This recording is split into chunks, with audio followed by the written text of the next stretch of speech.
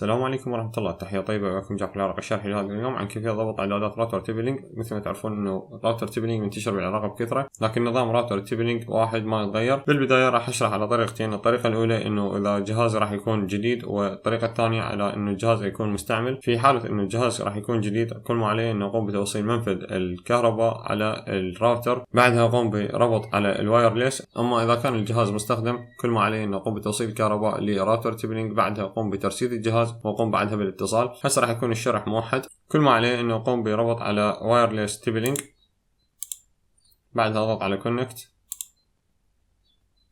بعدها اضغط على كونكت نتورك. راح يتم ربطه مباشرة براوتر التي بي لينك. بعدها اقوم بفتح متصفح.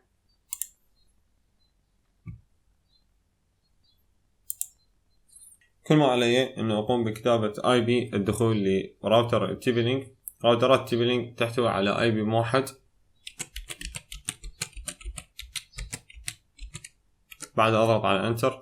هسه راح يطلب من عندي يوزر نيم باسورد. كل ما علي انه اقوم بادخال ادمن، بعدها بالباسورد اكتب ادمن، بعدها اضغط على انتر. مثل ما تشوفون هذه اللوحة الرئيسية لراوتر تي بي لينك. هسه اقوم بتنصيب راوتر تي بي لينك. اضغط على كويك سيت اب، بعدها اضغط على نيكست.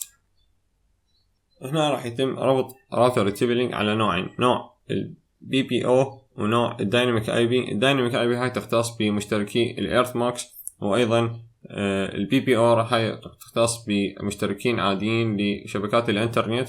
انا راح اشرح طريقتين. بالبداية اشرح طريقة البي بي او، بعدها اضغط على نيكست.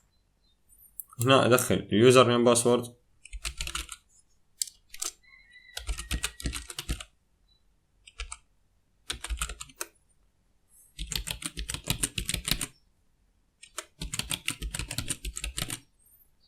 بعدها اضغط على نيكست. في وايرلس راديو هذه راح اقوم بتفعيلها على enable. في وايرلس نتورك نيم هذا راح يكون اسم الراوتر. في الرينج والشانل والمود هذا راح يكون وضعها على الاعدادات الافتراضية للجهاز. بعدها اقوم بتحديد السكيورتي للوايرلس، اختار على WB2. بعدها اقوم بادراج باسورد للراوتر، بعدها اضغط على نيكست. هسه يطلب من عندي عملية ريبورت. هذه العملية تقوم بإطفاء وتشغيل الجهاز. هسه راح أقوم بضبط إعدادات على الدايناميك اي بي لمشتركي الإيرث ماكس. بعدها أضغط على نو وانطي نيكست.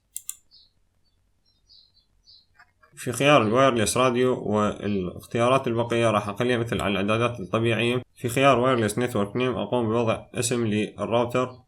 أيضا في خيار وايرلس سكيورتي اختار على WB2، وايضا اقوم بوضع باسورد للراوتر.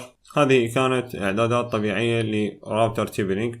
الاعدادات الفرعية لراوتر تي بي لينك: في حال ردت اغير اي بي الدخول لراوتر تي بي لينك اتوجه الى النتورك، بعدها اضغط على لان، بعدها اقوم بتغيير اي بي الدخول لراوتر تي بي لينك على سبيل المثال،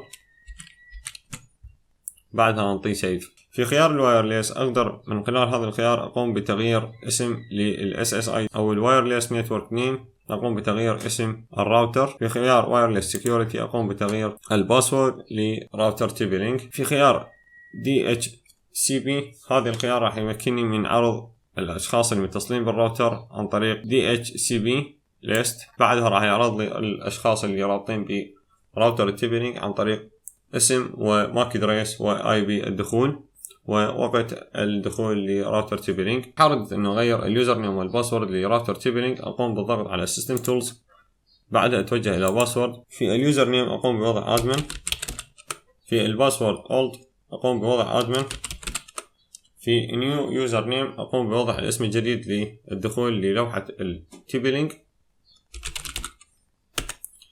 في نيو باسورد اقوم بوضع الباسورد الجديد للتي بي لينك، ايضا اقوم بتأكيده، بعدها اضغط على سيف، بعدها اقوم بوضع الاسم الجديد.